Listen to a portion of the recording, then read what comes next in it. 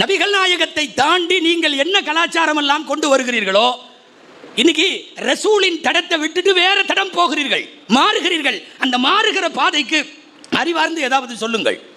அல்லாஹ் சொல்றான், குர்ஆன்ல வருது, உத்குலு ஃபிஸ்ஸில்மி காஃபா அப்படின்னு ஒரு வசனம். என்ன தெரியுமா? முழுசா உள்ளுக்குள்ளவான்னு கூப்பிட்றான்.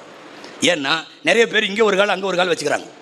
பள்ளிவாசலுக்குள்ளே வந்த உடனே அவர் பயங்கரமான பியூர் முஸ்லீம், தொப்பி தாடி அது இது, அவர் தக்பீர் கட்டத்தை பார்த்தா அஜர்தெல்லாம் தோற்று போயிடணும், பயங்கரமாக இருக்கும்.